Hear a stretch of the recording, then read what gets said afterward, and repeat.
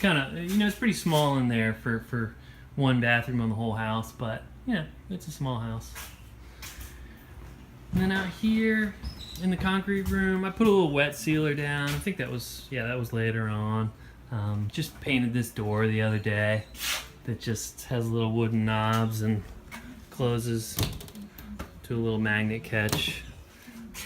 I put up these curtains. Those were like from a thrift store, and built the rod and everything to cover all the stuff we have, which is, this is our only real storage, so there's always a lot crammed in here, but we've got all our hanging stuff, and then a little area to computer, and I built a drawer the other day.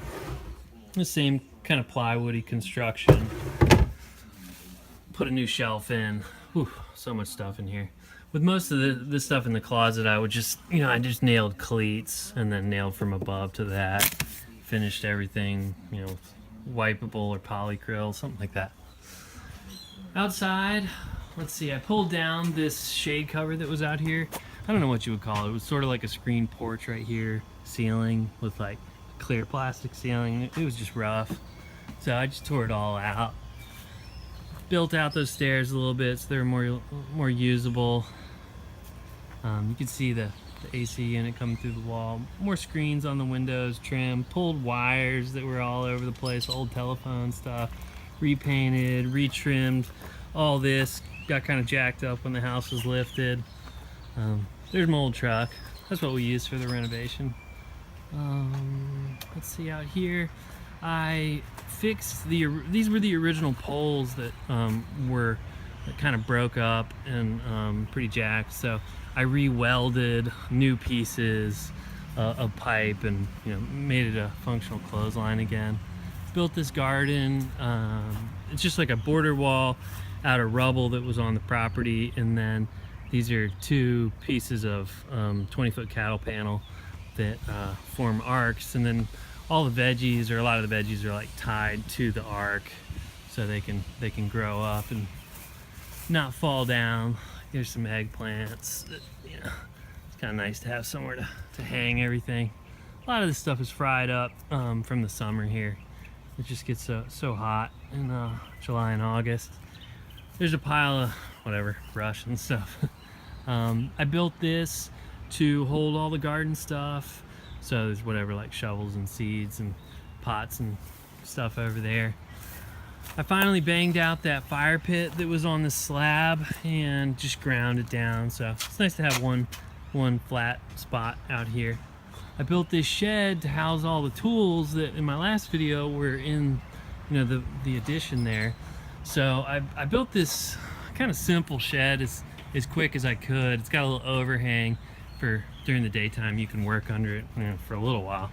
And then it's got a bench out here with a nice vise, which is cool to be able to use. A little more storage down there for some lockables. And then inside the shed is a bunch of shelves that are pretty diesel, so they can hold all the, you know, all the heavy tools that I used for the renovation. There's another little shelf area over here, but it's pretty crammed in here right now. And then later on, I don't know, some months ago, I built like a second version of this shed to the left side to use as an art studio and for more storage. And these were doors I found at Habitat and repurposed. Pretty neat looking. And then I have a little painting studio in here. So there's a, you know, little void from one space to the other, but I just do all my little hanging at night out here. And again, this area is kind of crammed full of stuff, but I guess that's how it goes. On the side of the shed, there's a little bit of storage for like longer wood, and then a lot of paints and chemicals up here, which is kind of cool because they're outside, because they're, you know, they could be flammables. And then under here is I can store 4x8 sheets of plywood, which is really cool because sometimes you buy something and you're not ready to use it. You need to put it somewhere. And then I've got 2 little compost bins that are always going. And our garden's mostly compost, so we'll use all that junk. And got a weird little eco cycle here. So that's everything that's happening.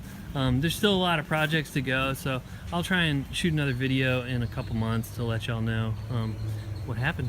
But thanks for watching. Take care.